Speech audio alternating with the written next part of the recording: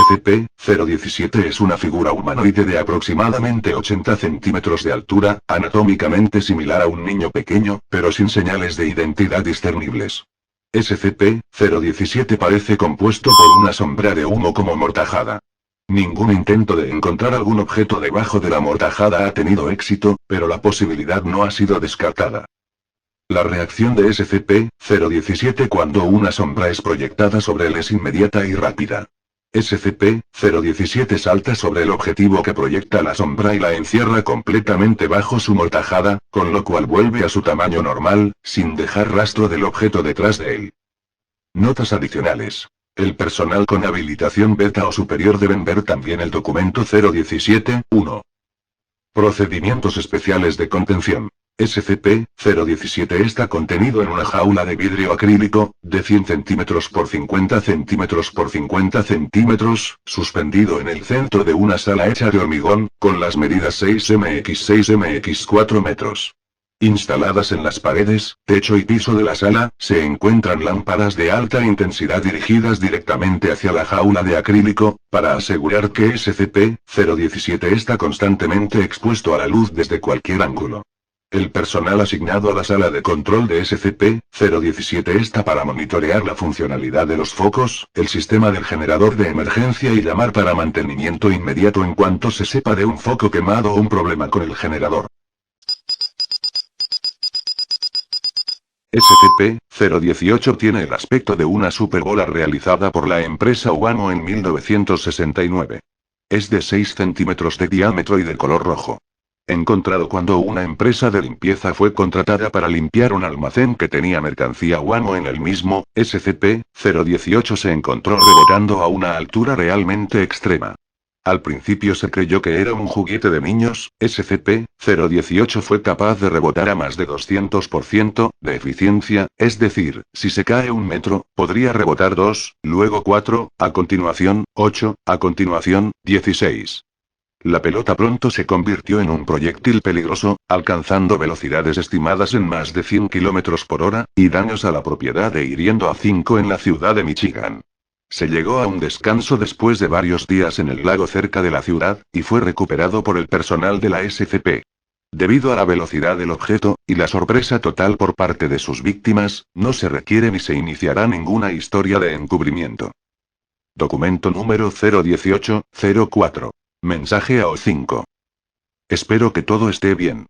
La razón por la que escribo es porque creo que he encontrado un método más eficaz para recuperar objetos SCP nuevos o que hayan escapado.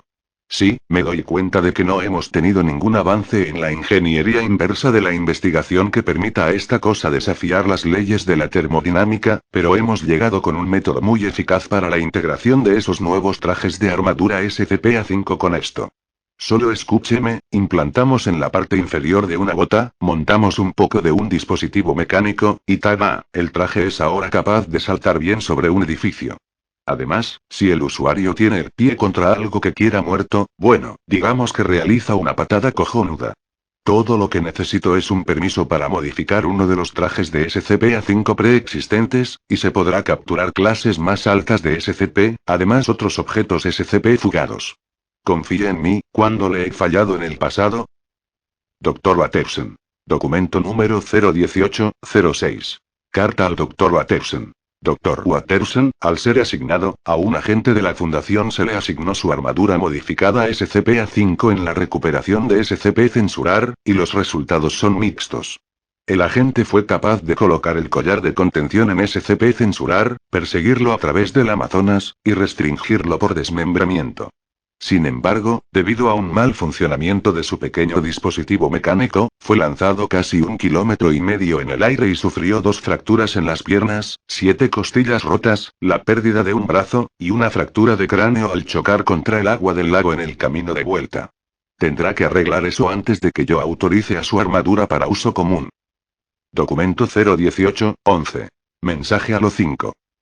No se preocupe, ya está arreglado. Pero tengo algunas ideas más. Si se me puede conceder el uso de un poco de agua de SCP-006, les puedo ofrecer un conjunto de armaduras SCP-A5 y un agente que pueda capturar casi todos, si no todos, los SCPs ocultos o inalcanzados. Todo lo que estoy esperando es su aprobación. SCP-019 aparenta ser un jarrón muy grande de cerámica, de 1.8 metros de diámetro en la boca y 2,4 metros de altura. El estilo y la decoración indican que fue creado en la Grecia clásica, aunque es imposible dar un dato concluyente, ya que la superficie es totalmente irrompible mediante cualquier medio conocido. Si se descubre un método exitoso, SCP-019 será destruido. Periódicamente, entes surgen de SCP-019. En conjunto, son conocidas como SCP-019-2. Los entes varían en diversos aspectos, pero tienden a ser pequeños, vagamente humanoides, aunque algunos podrían tener características animales, y extremadamente hostiles. Con frecuencia, eligen atacar con los dientes o garras. Aunque bastante frágiles, y, sorprendentemente, inflamables, son bastante fuertes y en gran número representan una amenaza considerable. Espécimen SCP-019-2. Cuando se mantienen en 0 grados Celsius y totalmente en reposo, los entes saldrán de SCP-019 a una tasa aproximada de un ente por hora. Los siguientes eventos son conocidos por afectar el ritmo de manifestaciones de SCP-019-2. Movimiento de SCP-019. Amenaza a SCP-019. Temperatura extrema en cualquier dirección. Cambio repentino en el ambiente en general. Introducción de objetos u organismos al interior de SCP-019, conocidos por causar una reacción de inundación. Características que pueden o no influir en el ritmo de manifestaciones de SCP-019-2. Presencia de vida humana cerca de SCP-019. Patrones climáticos actuales. Individuos específicos cerca de SCP-019, algunas personas parecen afectar el ritmo de apariciones de SCP-019-2 más drásticamente que otros. Además, al introducir algo o inclinar SCP-019 se creará una reacción como si previamente estuviera llena de entes SCP-019-2, aunque los observadores que vean SCP-019 desde arriba simplemente notarán un agujero oscuro.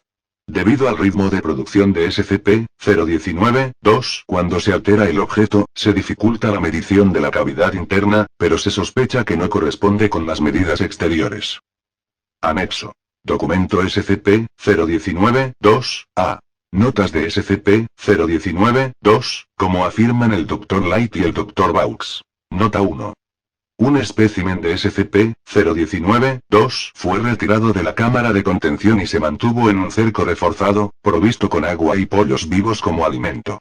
El ente hizo vocalizaciones tranquilas, continuas y confusas, y se determinó fonéticamente similar a los antiguos lenguajes helénicos. Aunque se desconoce la razón de ello, se sigue considerando que el ente no es más inteligente que los animales. El espécimen solo sobrevivió menos de 48 horas, y una disección reveló una anatomía consistente en un nivel celular con biología normal, pero con una estructura musculoesquelética extremadamente inestable.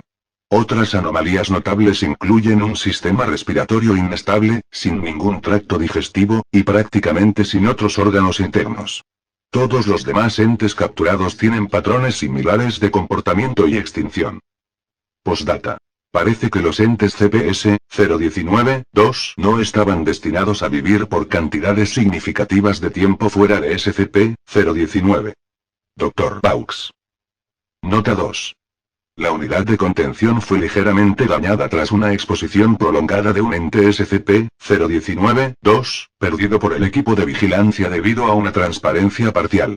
Esto no se había observado en SCP-019-2 antes. Los equipos de vigilancia continuarán reportando más anomalías. Nota 3. Los equipos de vigilancia informan que actualmente, algunos especímenes de SCP-019-2 parecen ser significativamente más resistentes a la incineración que los demás. Se ha planteado la hipótesis de que es un mecanismo de defensa por parte de SCP-019. Nota 4. La mayoría de los especímenes de SCP-019-2 son ahora resistentes casi en su totalidad a los efectos del incinerador. Se está considerando usar un baño de ácido en lugar de la incineración. La evolución de SCP-019-2 está siendo estudiada, y puede ser una evidencia de la capacidad de sentir de SCP-019-2.